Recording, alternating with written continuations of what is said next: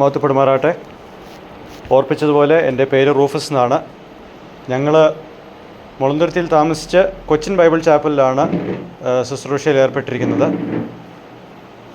ഒരു 8 വർഷത്തിന് മുമ്പ് ഇവിടുത്തെ യോഗത്തിൽ ഒരു ഞായറാഴ്ച ഞങ്ങൾക്ക് കൂടുവാനിടയായി. പിന്നെ ഇവിടുത്തെ ഈ വീട്ടിലെ കയറി താമസത്തിനും ഞങ്ങൾക്ക് വരുവാൻ ദൈവം ഒരു അവസരം നൽകി. ഇന്ന് നിങ്ങളോടൊപ്പം ആയിരിക്കാനും ദൈവവചനത്തിൽ നിന്നും ചില കാര്യങ്ങൾ പങ്കുവെക്കുവാനും ദൈവം തന്ന ഈ സമയത്തെ ഓർത്ത് ഞാൻ ദൈവത്തെ സ്തുതിക്കുന്നു. പ്രാരംഭമായിട്ട് നമുക്ക് ഫിലിപ്പി ലേഖനം 4-ാമത്തെ അധ്യായം അതിൻ്റെ 13-ാമത്തെ വാക്യം വായിക്കാം. ഫിലിപ്പി ലേഖനം 4-ാമത്തെ അധ്യായം അതിൻ്റെ 13-ാമത്തെ വാക്യം. വളരെ പരിചയമുള്ളൊരു വാക്യമായിട്ട് നമുക്കിതിനെ കാണാൻ സാധിക്കും. ഒന്ന് വായിച്ചാട്ടെ ആരെങ്കിലും. ഓക്കെ. ഒരു പക്ഷേ തിരുവെഴുത്തിൽ തെറ്റിദ്ധരിക്കപ്പെട്ട ചില വാക്യങ്ങളിൽ ഒന്നായിട്ട് നമുക്കിതിനെ കാണാൻ സാധിക്കും. അനേകം കായിക താരങ്ങൾ അവരുടെ സ്പോർട്സ് ജേഴ്സിയിലും അവരുടെ ഷൂസിലും ഈ വാക്യത്തിൻ്റെ റെഫറൻസ് എഴുതി വച്ചിട്ടുണ്ട്. അമേരിക്കയിലെ ബാസ്കറ്റ്ബോൾ പ്ലെയറായ സ്റ്റീഫൻ കറിയുടെ ഷൂസിലും ഈ റെഫറൻസ് നമുക്ക് കാണാൻ സാധിക്കും. ഇനി അതുമാത്രമല്ല, നമ്മുടെ ചില വീടുകളിലും ഈ വാക്യത്തിൻ്റെ ഒരു ബോർഡ് തൂക്കിയിട്ടിട്ടുണ്ടാവും. നമുക്ക് ചോദിക്കേണ്ട ഒരു ചോദ്യം ഇതാണ്: പൗലോസ് ഈ ഒരു വാക്യം എഴുതിയപ്പോൾ, പ്രത്യേകിച്ച് സകലത്തിലും എന്നുള്ള വാക്ക് എഴുതുമ്പോൾ താൻ എന്താണ് അർത്ഥമാക്കുന്നത്? ഈ ചോദ്യത്തിനൊരു ഉത്തരം വേണമെങ്കിൽ നമ്മളിവിടെ 2 കാര്യങ്ങൾ ശ്രദ്ധിക്കണം. ഒന്ന്, 10-ാം വാക്യം മുതൽ 12-ാം വാക്യം വരെയും അതിനുശേഷം 14-ാം വാക്യം മുതൽ 19-ാം വാക്യം വരെയും സാമ്പത്തിക കാര്യങ്ങളാണ് ഇവിടുത്തെ വിഷയം. ഫൈനാൻഷ്യൽ മാറ്റേഴ്സാണ് ഇവിടുത്തെ വിഷയം. അപ്പോൾ 13-ാമത്തെ വാക്യത്തിൽ സകലത്തിലും എന്നുള്ളത് പൗലോസ് ചിന്തിക്കുന്ന സാമ്പത്തിക വിഷയത്തോട് ബന്ധപ്പെട്ടുള്ള കാര്യമാണ്. ഇത് ചുമ്മാ ഒരു സ്റ്റേറ്റ്മെൻറ്റായിട്ട് നമുക്കിതിനെ കാണാൻ സാധിക്കത്തില്ല. രണ്ടാമതായിട്ട്, പൗലോസ് ഇത് എവിടെ നിന്നാണ് എഴുതുന്നതെന്നുള്ളതാണ് നമ്മൾ അറിയേണ്ടത്. നമുക്കറിയാം, അപ്പോസ്തല പ്രവൃത്തി 21-ാമത്തെ അധ്യായത്തിൽ പൗലോസിനെ അറസ്റ്റ് ചെയ്തതിന് ശേഷം 28-ാമത്തെ അധ്യായത്തിൽ തന്നെ റോമിലേക്ക് കൊണ്ടുവന്നതായിട്ട് നമുക്ക് കാണാൻ സാധിക്കുന്നു. ഈ ലേഖനം എഴുതുമ്പോൾ പൗലോസിന് പ്രത്യേകാൽ 3 ഉദ്ദേശങ്ങളുണ്ട്. അതിലൊരു ഉദ്ദേശം, ഫിലിപ്പിയ സഭ എപ്പഫ്രോഡിറ്റോസ് വഴി പൗലോസിന് എത്തിച്ചു കൊടുത്ത ധനസഹായത്തിനുള്ള നന്ദിയായിട്ട് ഈ ഒരു ലേഖനം എഴുതിയതായിട്ട് നമുക്ക് കാണാൻ സാധിക്കും. നമ്മളിവിടെ ഈ ഒരു വാക്യം മനസ്സിലാക്കണമെങ്കിൽ ചില കാര്യങ്ങൾ മനസ്സിലാക്കണം. ഒന്ന്, പൗലോസിൻ്റെ ആദ്യത്തെ മിഷണറി യാത്രയിൽ പൗലോസും തൻ്റെ കൂടെ പ്രവർത്തിച്ചവരും ഒരു സെക്യുലർ ജോലി ചെയ്ത് പ്രവർത്തിച്ചിട്ടില്ല. ഫൈനാൻഷ്യലി സപ്പോർട്ട് ചെയ്യുവാൻ അവർ ഒരു സെക്യുലർ ജോലി ചെയ്തിട്ടില്ല. അവർ സ്ഥാപിച്ച സഭകളിൽ നിന്നാണ് അവരുടെ വരുമാനം അവർ എടുത്തിരുന്നത്.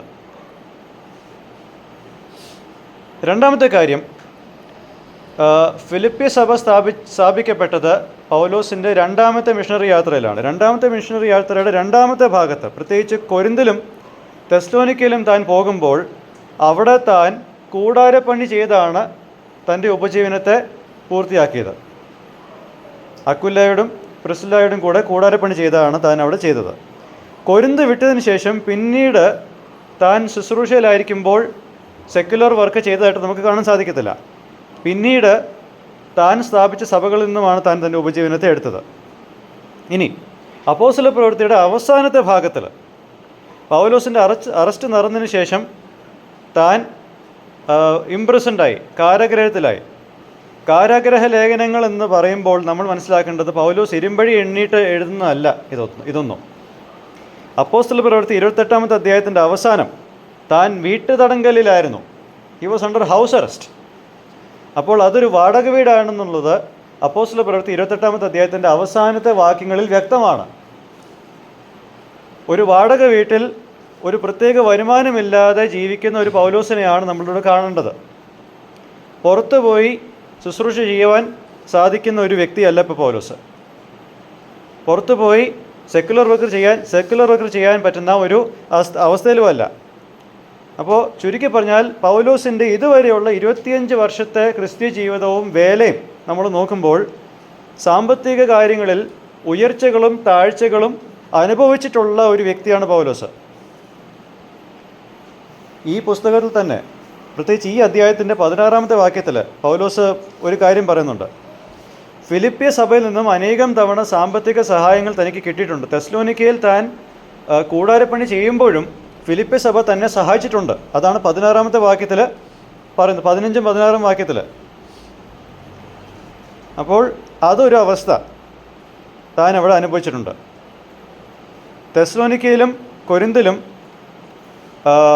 ദൈവവചനം പ്രസംഗിക്കപ്പെടുമ്പോൾ ആ കേൾക്കുന്നവർക്ക് സാമ്പത്തിക ബാധ്യത ഉണ്ടാവാതിരിക്കുവാൻ രാപ്പകൽ അവർ അധ്വാനിച്ചതായിട്ട് ഉള്ളത് നമുക്ക് അവിടെയും കാണാൻ സാധിക്കുന്നുണ്ട്.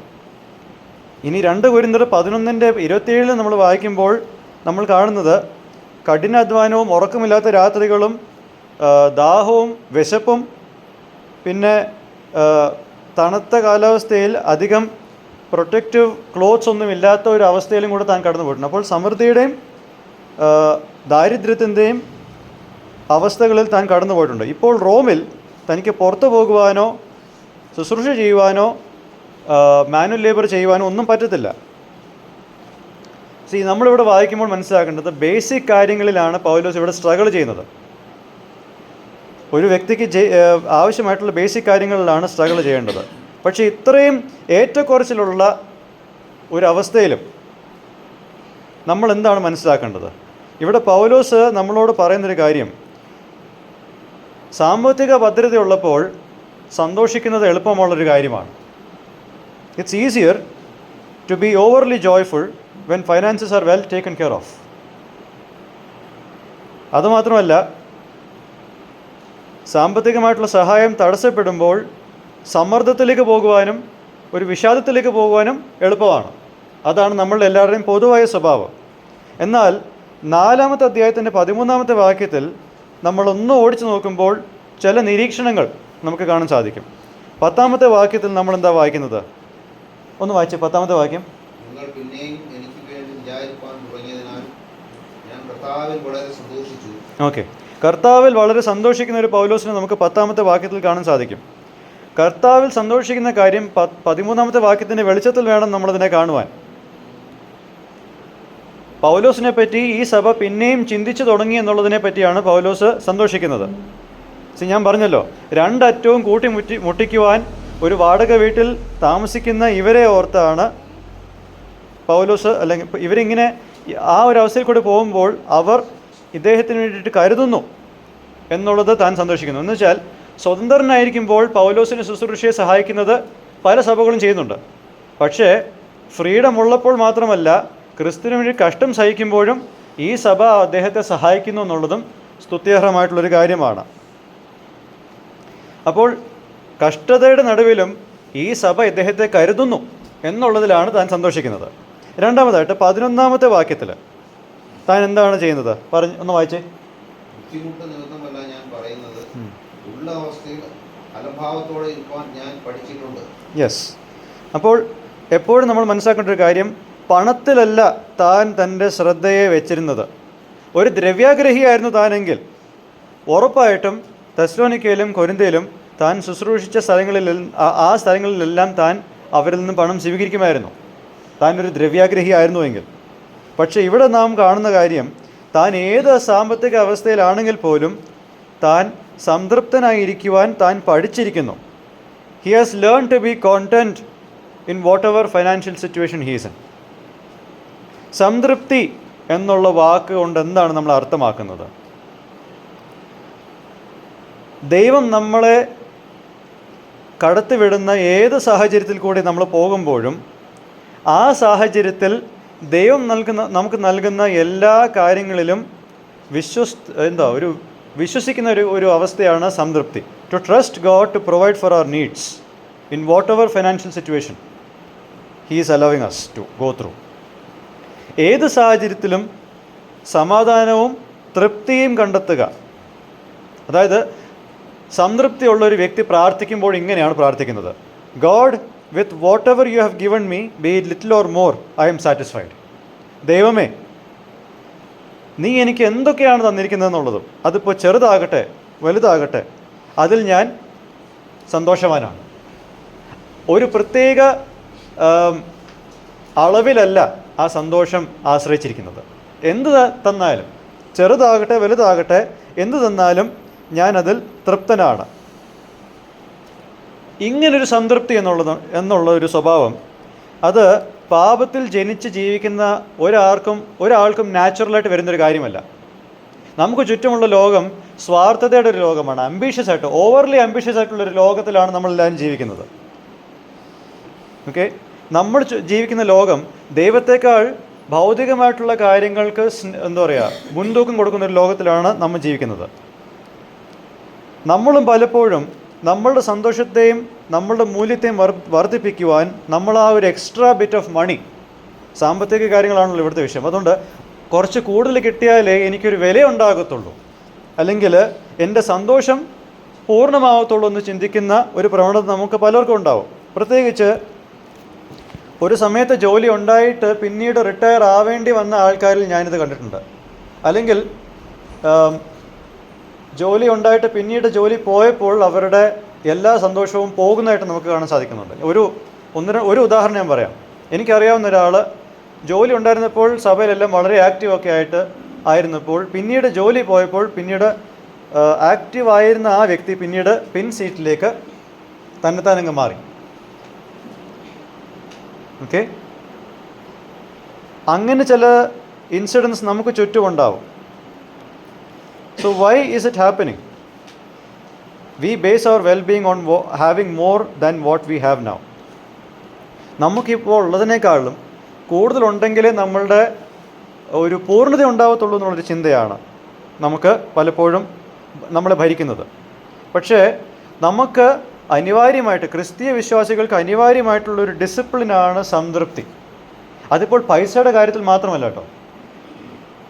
സുവിശേഷ വേലയിലായിരിക്കുന്നവരും ശുശ്രൂഷ രംഗത്തായിരിക്കുന്നവർക്കും ഈ ഒരു കാര്യവും അനിവാര്യമാണ്.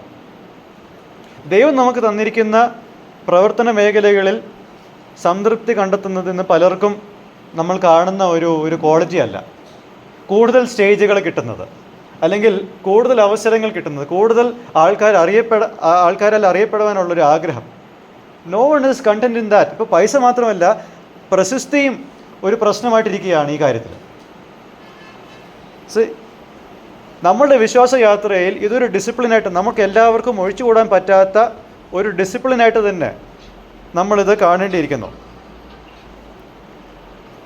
ചിലരുടെ ജീവിതത്തിൽ പൈസയുടെ സാന്നിധ്യമോ അഭാവമോ കാരണം അവരുടെ മൂഡ് മാറുന്നു. പക്ഷേ അവരെ പോലെ ആയിരിക്കരുത് നാം. ഇത് നമ്മൾ ഡെവലപ്പ് ചെയ്യേണ്ട ഒരു കാര്യമാണ്. നമുക്കിത് സ്വതവേ നടക്കുന്നൊരു കാര്യമില്ല. ഞാൻ എപ്പോഴും എൻ്റെ സ്റ്റുഡൻസിനോട് പറയുന്ന പോലെ, നമ്മൾ മാറ്റമില്ലാത്ത ലോകത്ത് മാറ്റമുള്ളവരായിട്ടാണ് ജീവിക്കുന്നത്. അതുമാത്രമല്ല, പഴയ ശരീരമാണ് നമുക്ക്, പക്ഷേ നമുക്ക് ദൈവം ഒരു പുതിയ ഹൃദയത്തെ തന്നു. അപ്പോൾ ഈ പോരാട്ടം എപ്പോഴും ഉള്ളതാണ്. ഈ സംതൃപ്തി എന്ന് പറഞ്ഞൊരു കാര്യം നമുക്ക് ഈ ലോകത്ത് ജീവിക്കുമ്പോൾ നാച്ചുറലായിട്ട് ഉണ്ടാകുന്നൊരു കാര്യമല്ല. അത് നമ്മൾ എടുക്കുന്ന ഒരു കാര്യമായിട്ടാണ് നമ്മളിത് മനസ്സിലാക്കേണ്ടത്. അപ്പോൾ ഇതുണ്ടാക്കിയെടുക്കണമെങ്കിൽ എന്താണ് നടക്കേണ്ടത്? നമുക്ക് തിരികെ പൗലോസിൻ്റെ ജീവിതത്തിലേക്ക് മടങ്ങി വരാം.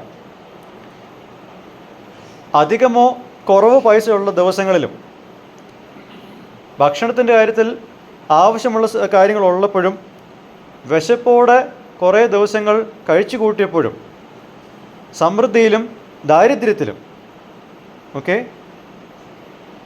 ഈ അവസ്ഥകളിലെല്ലാം സംതൃപ്തിയോടെ ഇരിക്കാനുള്ള രഹസ്യം താൻ കണ്ടെത്തിയിരിക്കുന്നു. 12-ാമത്തെ വാക്യത്തിൽ നമ്മളതാണ് കാണുന്നത്. ഒന്ന് വായിച്ചേ. ആഴ്ചയിലിരിപ്പാനും സമൃദ്ധിയിലിരിപ്പാനും എനിക്കറിയാം. തൃപ്തനായിരിക്കാനും വിശന്നിരിക്കാനും സമൃദ്ധിയിലിരിക്കാനും ബുദ്ധിമുട്ട് അനുഭവിക്കാനും എല്ലാം ഞാൻ ശീലിച്ചിരിക്കുന്നു. ഓക്കെ, എല്ലാം ഞാൻ ശീലിച്ചിരിക്കുന്നു എന്നുള്ളത് ഇംഗ്ലീഷിൽ I have learn the secret of being content. സംതൃപ്തിയോടെ ഇരിക്കുവാനുള്ള രഹസ്യം ഞാൻ പഠിച്ചിരിക്കുന്നു എന്നുള്ള രീതിയിലാണ് ഇംഗ്ലീഷിൽ അത് വന്നിരിക്കുന്നത്. എന്താണ് ആ രഹസ്യം എന്നുള്ളതാണ് 13-ാമത്തെ വാക്യത്തിൽ നമ്മൾ കാണുന്നത്. ക്രിസ്തു തന്നെ ബലപ്പെടുത്തുന്നത് കൊണ്ട്, അല്ലെങ്കിൽ ശക്തനാക്കുന്നത് കൊണ്ട് ഇതെല്ലാം സാധിക്കും. സമൃദ്ധിയിലും ദാരിദ്ര്യത്തിലും സംതൃപ്തിയോടെ ജീവിക്കാനുള്ള ആ രഹസ്യം ക്രിസ്തുവിൽ അടങ്ങിയിരിക്കുന്നു. He focuses on who he is in Christ. ഇത്രയും സാഹചര്യങ്ങൾ, ഏറ്റക്കുറച്ചിലുകൾ തൻ്റെ ജീവിതത്തിലുണ്ടാവുമ്പോഴും താൻ ക്രിസ്തുവിൽ ആരാണെന്നുള്ളതാണ് തൻ്റെ ശ്രദ്ധ. അതിലാണ് തൻ്റെ ശ്രദ്ധ ഇരിക്കുന്നത്, വേറെ ഒന്നിലുമല്ല. തൻ്റെ വ്യക്തിത്വം, തൻ്റെ പ്രസക്തി അതെല്ലാം യേശുവിലാണ് കണ്ടെത്തുന്നത്. He doesn't let money define him or give him joy. തന്നെ നിർവചിക്കുവാൻ, തനിക്ക് സന്തോഷം നൽകുവാൻ താൻ ധനത്തിനെ ആശ്രയിക്കുന്നില്ല. It's Christ. ക്രിസ്തുവാണ് തൻ്റെ സന്തോഷത്തിൻ്റെ കാരണം. കാര്യം ശരിയാണ്. ഈ 14-ാമത്തെ വാക്യം മുതൽ 19-ാമത്തെ വാക്യം വരെ ഇത് അവരോടുള്ള നന്ദിയാണ്. ഫിലിപ്പി സഭ തനിക്കൊരു ധനസഹായം തന്നതിൽ തനിക്ക് സന്തോഷമുണ്ട്. പക്ഷെ നമ്മൾ മനസ്സിലാക്കേണ്ടത്, ഈ സമയത്ത് ഫിലിപ്പി സഭ പൗലോസിന് ധനസഹായം കൊടുത്തില്ലെങ്കിലും തനിക്ക് ഇതേ മനോഭാവം തന്നെയായിരിക്കും ഉണ്ടാവുന്നത്. അവരുടെ കയ്യിൽ നിന്ന് ധനസഹായം കിട്ടിയാലും ഇല്ലെങ്കിലും ഹീ ഈസ് ഹാപ്പി. ഒരു കാര്യം കൂടി ശ്രദ്ധിക്കണം ഇവിടെ. മറ്റ് സഭകളിൽ നിന്നും കിട്ടാത്ത കാര്യത്തെ ഓർത്ത് താൻ പരാതിപ്പെടുന്നില്ല. He doesn't complain. കിട്ടാത്ത കാര്യത്തിനെ പറ്റി തനിക്കൊരു പരിഭവമില്ല. കിട്ടിയ കാര്യത്തെ ഓർത്ത് താൻ നന്ദിയുള്ളവനുമാണ്. അപ്പോൾ നമുക്കൊരു ചിന്തയുണ്ടാവും, ഈ ഒരു മനോഭാവം തനിക്ക് എവിടെ നിന്നാണ് ലഭിച്ചതെന്നുള്ളത്. Where did he get this attitude? ഇതെപ്പോഴാണ് ഒന്ന് ഡെവലപ്പ് ചെയ്തത്? അതറിയണമെങ്കിൽ നമുക്ക് 3-ാമത്തെ അധ്യായത്തിലേക്ക് മാത്രം പോയാൽ മതി. 3-ാമത്തെ അധ്യായത്തിൽ തൻ്റെ കൺവേർഷൻ സ്റ്റോറി, താൻ ദൈവഭാഗത്തേക്ക് വരുന്ന ഒരു കാര്യം താൻ അവിടെ വളരെ ഡീറ്റെയിൽ ആയിട്ട് എഴുതുന്നുണ്ട്. ഒരു യഹൂദനെ സംബന്ധിച്ചിടത്തോളം അഹങ്കരിക്കാനുള്ള എല്ലാ വകയും തനിക്കുണ്ട്. അതായത് ഒരു പരീശനാണ് താൻ. പരീശന്മാരാരും പാവപ്പെട്ടവരല്ല, അവർ ധനികന്മാരാണ്. ദേ വർ റിച്ച്. അപ്പോൾ മാനുഷിക തലത്തിൽ നോക്കിയാൽ തനിക്ക് ഇതിൽ കൂടുതൽ ഉയരാനൊന്നുമില്ല. യഹൂദന്മാരിൽ യഹൂദൻ, ഒരു പരീശൻ, ബെന്യാമിൻ ഗോത്രത്തിൽ പിറന്നവൻ, അങ്ങനെയുള്ള എല്ലാ കാര്യങ്ങളിലും നോക്കുമ്പോൾ ലോകപ്രകാരം തനിക്ക് ആകുലപ്പെടുവാനോ ഒന്നുമില്ല. പക്ഷേ മരിച്ചുയർത്തപ്പെട്ട ക്രിസ്തുവിനെ താൻ നേരിട്ട് കാണുമ്പോൾ എന്താണ് താൻ ചിന്തിക്കുന്നത്? ഈ ലോകത്ത് നേട്ടമെന്ന് കരുതിയ എല്ലാ കാര്യങ്ങളും താനിപ്പോൾ ഛേദമെന്ന് എണ്ണുന്നു. Is counting all of those things as loss. ക്രിസ്തുവിനെ അറിഞ്ഞപ്പോൾ ഈ കാര്യങ്ങളുടെ മൂല്യങ്ങളെല്ലാം അല്ലെങ്കിൽ ഒരു വാല്യൂ അതങ്ങ് താഴോട്ടങ്ങ് പോകുന്നതായിട്ടാണ് നമ്മൾ കാണുന്നത്. തനിക്കുള്ളതിനേക്കാൾ മൂല്യം ഇപ്പോൾ ആർക്കുണ്ട്? ക്രിസ്തുവിനുണ്ട്. ഇപ്പോൾ ക്രിസ്തുവിനെ കണ്ടെത്തിയതിന് ശേഷം തനിക്കുണ്ടായ ആത്മീക അനുഗ്രഹങ്ങളാണ് തൻ്റെ ഹൃദയത്തിൻ്റെയും മനസ്സിൻ്റെയും പാഷനായിട്ടിരിക്കുന്നത്. എന്തൊക്കെയാണ് ആ ഒരു എൻകൗണ്ടറിൽ തനിക്ക് കിട്ടിയ ആത്മീക അനുഗ്രഹങ്ങൾ? വിശ്വാസത്താൽ വരുന്ന നീതി. ഒരു പരീശനെ സംബന്ധിച്ചിടത്തോളം സ്വയം അധ്വാനിച്ച് ആ നീതി സമ്പാദിക്കാനാണ് പരീശന്മാർ കൂടുതലും ശ്രമിച്ചിരുന്നത്. പക്ഷേ അതിലൊന്നും കിട്ടാത്ത ഒരു ബെനിഫിറ്റ് ക്രിസ്തുവിൽ കിട്ടി എന്നറിഞ്ഞപ്പോൾ തൻ്റെ ഹൃദയത്തിൽ അതൊരു പാഷനായിട്ട് മാറി. ആ പാഷനാണ് പിന്നീട് റോമർക്ക് എഴുതിയ ലേഖനത്തിലും ഒക്കെ നമ്മൾ കാണുന്നത്, ഗലാത്യ ലേഖനത്തിലും നമ്മളത് കാണുന്നത്. അതുമാത്രമല്ല, ക്രിസ്തുവിനെ അറിയുക എന്നുള്ളത്, ടു നോ ജീസസ്, നമ്മളുടെ ഹൃദയത്തിൽ അതൊരു പാഷനാണോ? ഒന്ന് ചിന്തിച്ച് നോക്കിക്കേ. ക്രിസ്തു വല്ലപ്പോഴും നമ്മളുടെ ഷെൽഫിലെ ഒരു ഷോ പീസായിട്ട് മാത്രമേ നമ്മൾ വെക്കുന്നുള്ളൂ. നമ്മളുടെ ഭവനമായിട്ട് നമ്മൾ ക്രിസ്തുവിനെ കാണുന്നില്ല എന്നുള്ളതാണ് നമ്മളുടെ എല്ലാവരുടെയും ഒരു പോരായ്മ. ആൻഡ് ദെൻ തൻ്റെ ഉയർപ്പിൻ്റെ ശക്തിയെ അറിയുവാൻ, to know the power of his resurrection, അതിലെന്താണ് ഇരിക്കുന്നത്? ഈ ലോകത്തിനെ അലട്ടുന്ന ഏറ്റവും വലിയ പ്രശ്നമായ പാപത്തിൻ്റെ മരണത്തിൻ്റെ പരിഹാരമാണ് ക്രിസ്തുവിൻ്റെ ഉയർപ്പിൽ ഇരിക്കുന്നത്. പാപത്തിനെ മരണത്തിനെ പരിഹരിക്കുവാൻ ഈ ലോകത്ത് മറ്റൊന്നുമില്ല. ശരിയല്ലേ? മെഡിക്കൽ സയൻസിനോ അല്ലെങ്കിൽ വേറെ ഏത് സിദ്ധാന്തത്തിനോ ഈ രണ്ട് പ്രശ്നങ്ങൾക്ക് ഒരു പരിഹാരം കൊടുക്കുവാൻ സാധ്യമല്ല. പക്ഷേ അത് പരിഹരിക്കപ്പെട്ടത് എന്തിലാണ്? കർത്താവിൻ്റെ ഉയർപ്പിലാണ്. അപ്പോൾ അതൊരു പാഷനായിട്ട് ഇരിക്കും. കാരണം it's giving him the victory over sin. പാപത്തിന് മേലുള്ള ജയം തനിക്ക് നൽകുന്നത് ഇതാണ്. അത് കൂടുതൽ അറിയാനാണ് തൻ്റെ ആഗ്രഹം. അതുമാത്രമല്ല, the desire to share in Jesus sufferings, ക്രിസ്തുവിൻ്റെ കഷ്ടതയിൽ പങ്കാളിയാകുക എന്നുള്ളത്. കഷ്ടതയെന്ന് കേട്ടാൽ ഓടിപ്പോകുന്നവനാണ് കൂടുതൽ ആൾക്കാർ. പക്ഷെ ഇവിടെ തൻ്റെ ഇഷ്ടം വേറെയാണ്. പിന്നെ അതുമാത്രമല്ല, ക്രിസ്തുവിനെ പോലെ മരിക്കുവാനിടയാവണമെന്നുള്ളത്. To become like Jesus in his death. അതായിരുന്നു തൻ്റെ മറ്റൊരു പാഷൻ.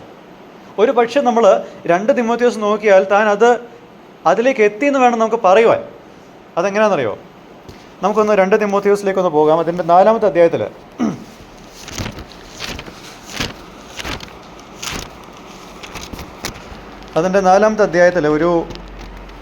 ഒരു ഭാഗമുണ്ട്. 16-ാമത്തെ വാക്യം. 2 തിമോത്തിയോസ് 4:16 ഒന്ന് വായിക്കാമോ?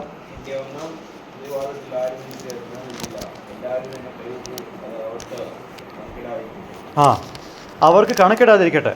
മരണത്തിൻ്റെ വാക്കിലെത്തി നിൽക്കുമ്പോഴും തന്നെ ഉപദ്രവിച്ചവരോട് അല്ലെങ്കിൽ തനിക്ക് പ്രയാസമുണ്ടാക്കിയവരോട് ക്ഷമിക്കുന്ന ഒരു മനോഭാവം, ഇത് തനിക്ക് എവിടെ നിന്നാണ് കിട്ടിയത്? ക്രിസ്തുവിൽ നിന്ന്. കാരണം ക്രിസ്തു അത് തന്നെയല്ലേ ക്രൂശിൽ പറഞ്ഞത്. ക്രിസ്തു മരിക്കാൻ പോയപ്പോൾ പറഞ്ഞ കാര്യം തന്നെയാണ് പൗലോസ് മരിക്കാൻ പോയപ്പോഴും പറയുന്നത്. So this is not a coincidence. സത്യം പറഞ്ഞാൽ നമ്മൾ ഹൃദയം കൊണ്ട് ആഗ്രഹിക്കുന്ന കാര്യങ്ങളെ നമ്മുടെ ജീവിതത്തിൽ നടക്കാറുള്ളൂ. നമ്മൾ ക്രിസ്തുവിനെ പോലെ ആയിത്തീരുവാൻ നമ്മൾ അകമഴിഞ്ഞ് ആഗ്രഹിച്ചാൽ അത് നിവൃത്തിയാവും. പക്ഷേ ആഗ്രഹിക്കണം. അതാണ് പലപ്പോഴും നമുക്കില്ലാത്തത്. ഓക്കെ. പിന്നെ എങ്ങനെയെങ്കിലും വല്ല വിധേനയും മരിച്ചവരുടെ ഉയർപ്പിലും പങ്കാളിയാവണം. To keep this as a sole purpose of life. ജീവിതത്തിൻ്റെ ഏക ഉദ്ദേശമായിട്ട് ഇതിനെ വെച്ച് ഇതൊരു ലൈഫ് ലോങ് പാഷനായിട്ട് വെക്കുക. എന്ന് വെച്ചാൽ ഒരു ദിവസം അല്ലെങ്കിൽ ഒരു സീസണിലുള്ളൊരു പാഷനല്ല ഇത് ജീവിതം മുഴുവനുള്ളൊരു പാഷനായിട്ടാണ് ഇരിക്കുന്നത്. ഇത് എപ്പോഴാണ് എഴുതുന്നതെന്നറിയോ? വിശ്വാസത്തിൽ വന്ന് 27 വർഷത്തിന് ശേഷവും ഇതാണ് പാഷൻ. വിശ്വാസത്തിൻ്റെ ആരംഭ നാളുകളിൽ ഇതൊരു പാഷനാവും. പക്ഷേ ആ പാഷൻ നിലനിന്ന് പോകാൻ അതിന് ഡിസിപ്ലിൻ വേണം. നമുക്ക് പലർക്കും ഇല്ലാത്തതും അതാണ്. നമ്മളിൽ പലർക്കും അല്ലെങ്കിൽ നമ്മുടെ സമൂഹത്തിൽ പലർക്കും ഇതൊരു ഞായറാഴ്ച രാവിലെ മാത്രമേ ഒരു പാഷനായിട്ട് ഇരിക്കുന്നുള്ളൂ. ബാക്കിയുള്ള ദിവസങ്ങളിൽ ഒരു ചിന്തയേ അല്ല. ക്രിസ്തുവിൽ കിട്ടുന്ന ആത്മീക അനുഗ്രഹങ്ങളിൽ ഫോക്കസ് ചെയ്യുന്നതാണ് പൗലോസ് ഏത് സാഹചര്യത്തിലും എടുത്തുകൊണ്ട് പോകുന്ന കാര്യം. സമൃദ്ധി ആയിക്കോട്ടെ, ദാരിദ്ര്യമായിക്കോട്ടെ, അതാണ് തൻ്റെ ഫോക്കസ്. ഇപ്പോൾ ഈ പുസ്തകത്തിൽ തന്നെ 1-ാമത്തെ അധ്യായം 23-ാമത്തെ വാക്യത്തിൽ വിട്ടുപിരിഞ്ഞ് ആരുടെ കൂടെ പോകാനാണ് താൻ ആഗ്രഹിക്കുന്നത്? ക്രിസ്തുവിൻ്റെ കൂടെ പോകാൻ. ഭൂമിയിലിരിക്കുമ്പോൾ അതാണ് തൻ്റെ ഉദ്ദേശം അല്ലെങ്കിൽ തൻ്റെ എയിം. അതല്ലാത്തൊരു ജീവിതം നമുക്ക് പൗലോസിൽ കാണാൻ സാധിക്കത്തില്ല. അപ്പോൾ പ്രിയ സഹോദരന്മാരെ, ഞാൻ ഈ ഒരു വാക്യത്തിൽ നിന്നും ചില ആപ്ലിക്കേഷൻസ് ഞാൻ ഇങ്ങനെ പറയാൻ ആഗ്രഹിക്കുന്നു. Life will not be the same all the time. ജീവിതം ഒരിക്കലും എല്ലായ്പ്പോഴും ഒരുപോലെ നിൽക്കത്തില്ല. നമ്മളുടെ സാമ്പത്തികമായിട്ടുള്ള ഭദ്രത, നമ്മളുടെ ആരോഗ്യം, ശുശ്രൂഷ അവസരങ്ങൾ, നമുക്ക് പല വെല്ലുവിളികളുണ്ടാവും. അതായത് എനിക്കുള്ള ഫോക്കസ് പോയിൻറ്റ്സ് ഒന്നും ആയിരിക്കില്ല നിങ്ങളുടെ. അപ്പോൾ ഞാനിതെല്ലാം കൂടി ക്രോഡീകരിച്ച് ഞാൻ പറയുന്നത്, ഈ വക കാര്യങ്ങളെല്ലാം കാലം മുന്നോട്ട് പോകും തോറും അതിനൊരു ഏറ്റക്കുറച്ചിലുണ്ടാവും.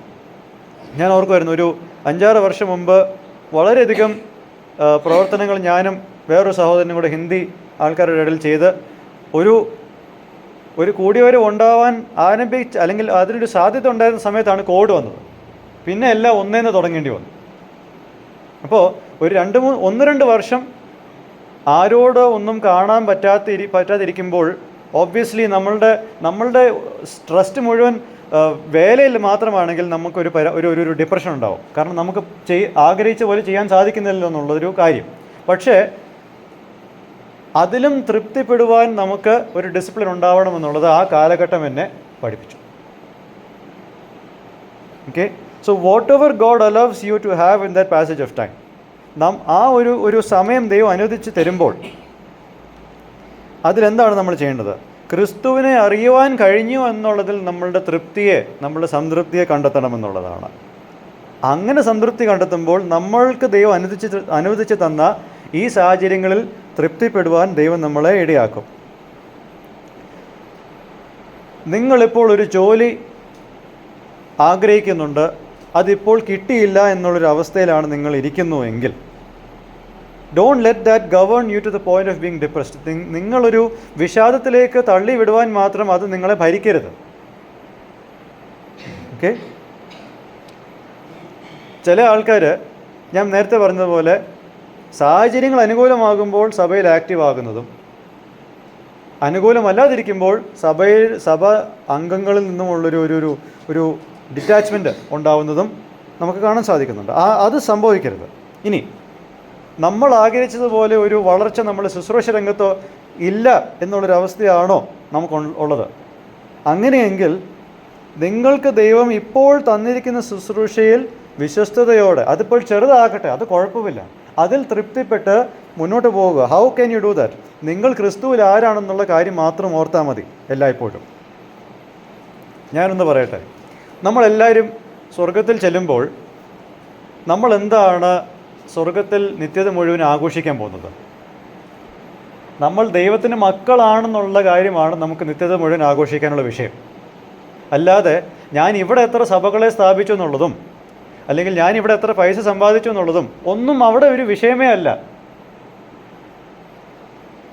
ഭൂമിയിൽ നമ്മൾ ചെയ്യുന്ന അക്കംപ്ലിഷ്മെൻറ്റ്സ് ഒന്നും നമ്മൾ അങ്ങോട്ട് കൊണ്ടുപോയി ആഘോഷിക്കാൻ പോകുന്നില്ല. നമ്മൾ അവിടെ നിത്യത മുഴുവൻ ആഘോഷിക്കുന്നത് നമുക്കും ദൈവമായിട്ടുള്ള ക്രിസ്തീയ ബന്ധമാണ്, അല്ലാതെ വേറൊന്നുമില്ല. അപ്പോൾ നിലനിൽക്കുന്ന കാര്യങ്ങളിൽ നമ്മളുടെ ഫോക്കസ് നമ്മൾ എല്ലായ്പ്പോഴും വെക്കുമ്പോൾ താൽക്കാലികമായിട്ടുള്ള ഈ ഏറ്റക്കുറച്ചിലിനെ നമുക്ക് ഫേസ് ചെയ്യുവാനും അതിൽ തൃപ്തി കണ്ടെത്തുവാനും നമുക്ക് സാധിക്കും. ദൈവം ചിലപ്പോൾ ഈ മെസ്സേജ് നിങ്ങളോട് ആഴമായിട്ട് സംസാരിക്കുന്നുവെങ്കിൽ അത് നിങ്ങളുടെ നല്ലതിനായിട്ട് നിങ്ങൾ എടുക്കുക. ദൈവം നമ്മളെല്ലാവരെയും സഹായിക്കട്ടെ എന്ന് ആഗ്രഹിക്കുകയും പ്രാർത്ഥിക്കുകയും ചെയ്തുകൊണ്ട് ഞാൻ എൻ്റെ വാക്കുകളിൽ നിന്നും വിരമിക്കുന്നു. ദൈവനാമം മഹത്വപ്പെടുമാറാകട്ടെ.